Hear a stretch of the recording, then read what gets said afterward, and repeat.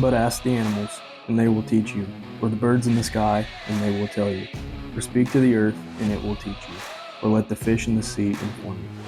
Which of all these does not know that the hand of the Lord has done this? In his hand is the life of every creature and the breath of all mankind. Job 12:7-10. Well, hello everybody. Welcome back to another episode of Kicking Feet Outdoors. And I know what you're thinking, hey, isn't this just another Food for the Plot episode? But no, this is an episode of Kicking Feet Outdoors. And today I'm going to get into some talking points about my 2025 turkey hunting trip this year. So let's just jump right into it. We'll probably take it from the beginning and take it throughout. So yeah, it was a really good trip, really fun. And I think I learned a lot this year. You know, in my turkey hunting trips in the past, I've always hunted with family, friends. And while that is a great time and a great experience, I haven't quite had the opportunity to learn a bunch of things myself, you know, where I'm just being guided and, you know, somebody else is doing the calling. You don't really learn as much. I feel like you learn a lot once you do it by yourself. And that's exactly what happened this turkey hunting trip this year. It was a great time. I really appreciated having my wife, Gwen, there. She was my cameraman, and she was just such a good sport, and I'm very thankful that she went along with me because I don't think I'd have had as much fun had I been down there by myself. So great traveling down there. It was a good time. Now, start things off, we did plan on camping, and we were camping there at the Burr Oak Cove campground there, down there in southern Ohio. And well, that was great. The one thing I'd changed on that, I'd probably push my hunting trip towards the end of the turkey hunting season when more of the foliage is out on the leaves, because the way that campground was set up on top of this ridge system, and none of the leaves were out yet. And it was, you know, 75, maybe a little higher degrees there throughout the majority of the trip. And since we were on top of that ridge and there was no shade from the leaves and whatnot, it was super hot. And that's why after about a day and a half, we decided to get a hotel room, which wasn't in our budget. But nonetheless, it turned out to be a good trip.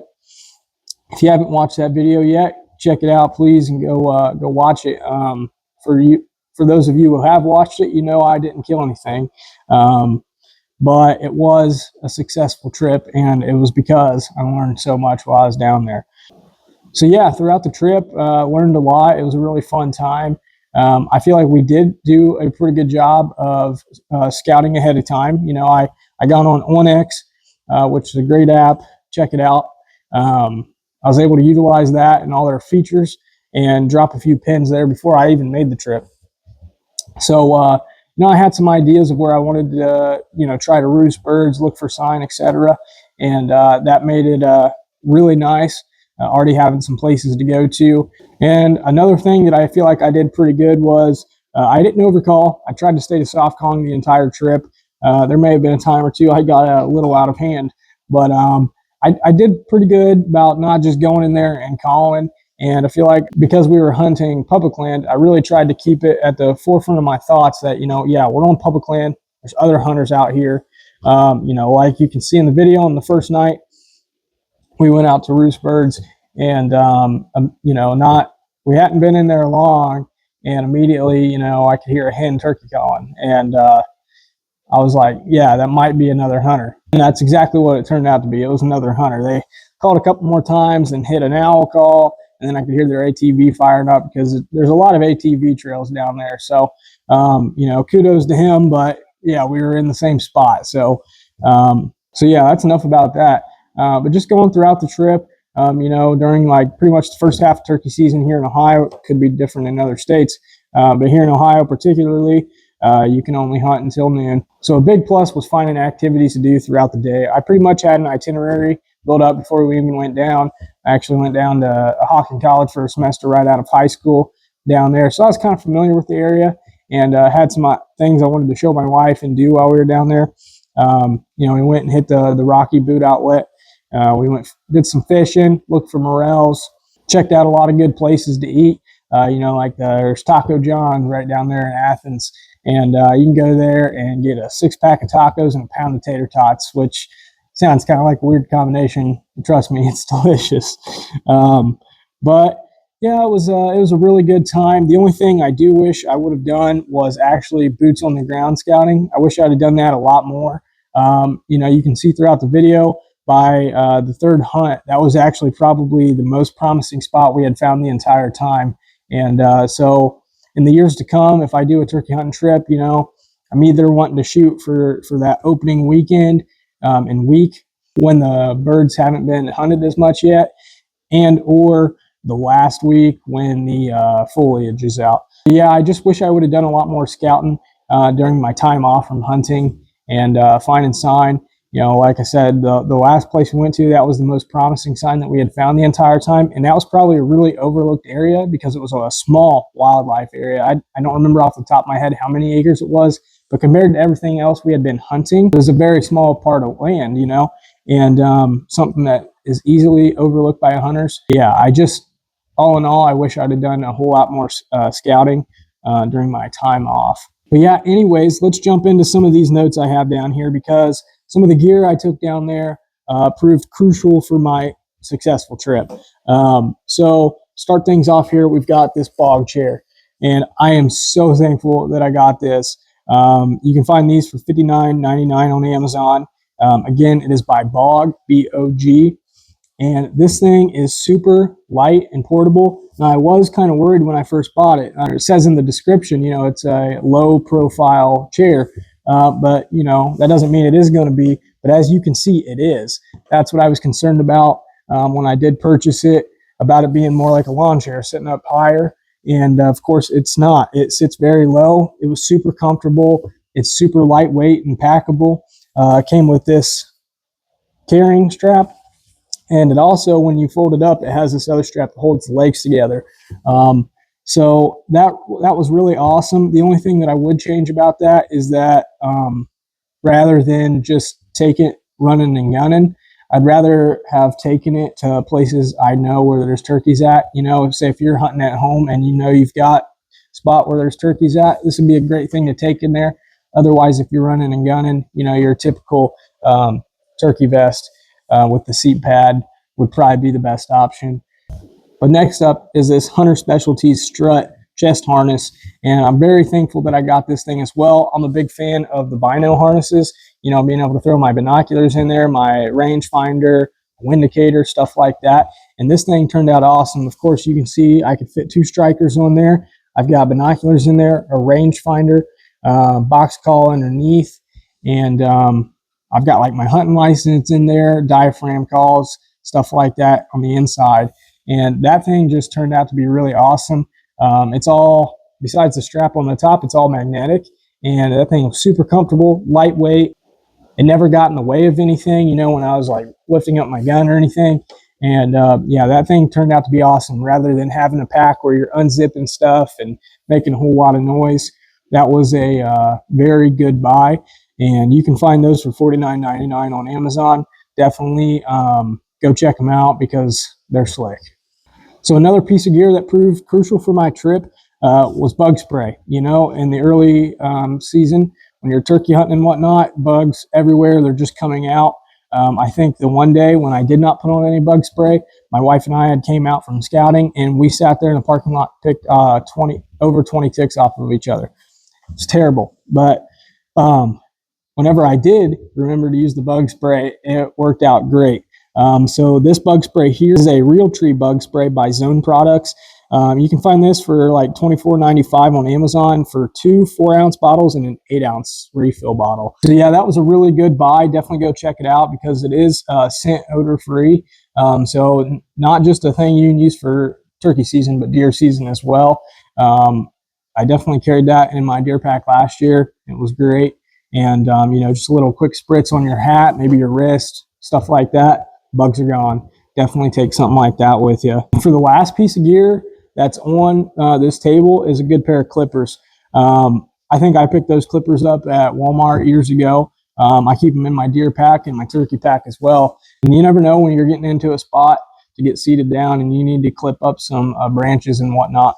And just having something like that, or even a little handsaw, definitely very beneficial in your trip. That way you can get everything out of your way. It also makes a great opportunity for clipping small branches and then stake them in the ground in front of you to provide some camouflage.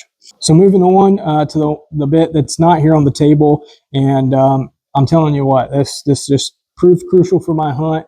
You guys have got to go check out Onyx Hunt if you don't have it. So I downloaded that app and I subscribed to them before the trip, which was really a great opportunity for me to do some scouting before we even got down there.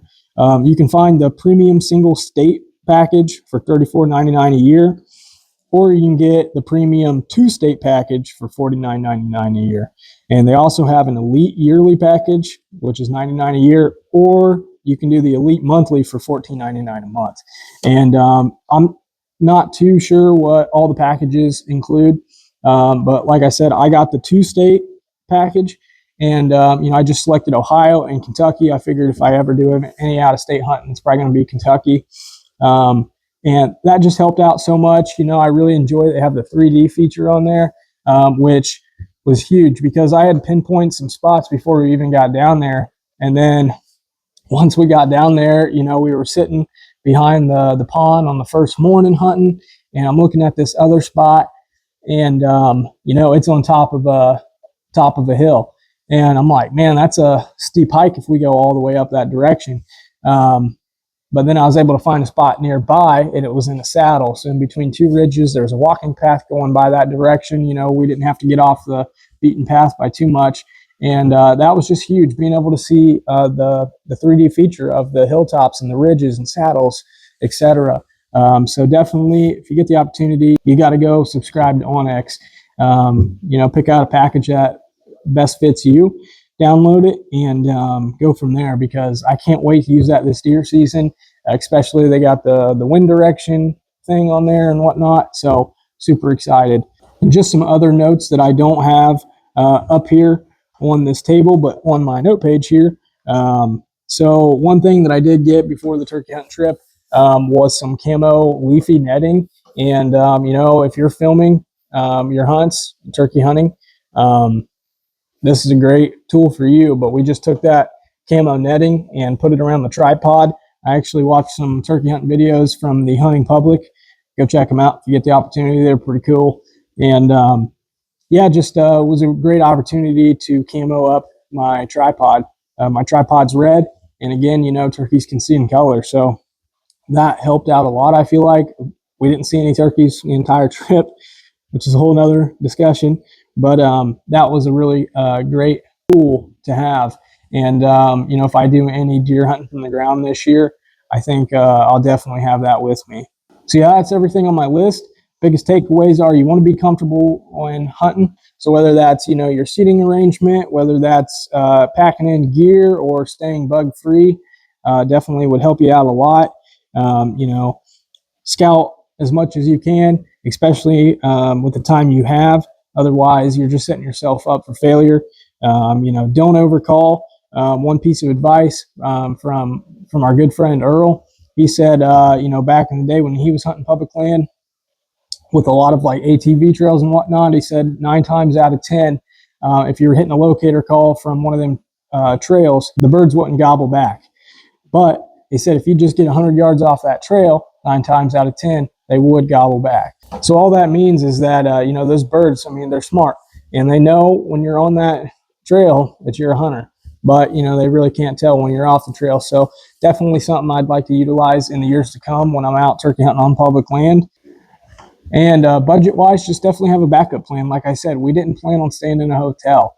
Now, we were able to afford it. It was no big deal. But definitely have a backup option. If the camping doesn't work out, be able to, go somewhere else, get an Airbnb, whatever. And the last big takeaway is just having activities to do when you're not hunting, whether that's going and finding some food, doing some hiking, fishing, whatever. Got to keep yourself busy, especially if you're out camping and you really don't have anything to do there. Keep yourself busy, having fun things to do. It makes the trip more enjoyable. But anyways, that's going to wrap up this Turkey Talk episode. So I appreciate you guys tuning in. I can't wait to get back out next year and do some more turkey hunting with all the things that I learned in this trip. So hopefully you guys have some takeaways from this video. I appreciate you guys. Don't forget to hit that subscribe button, like the video, Drop a comment if you want, share it with some friends, and stick with it.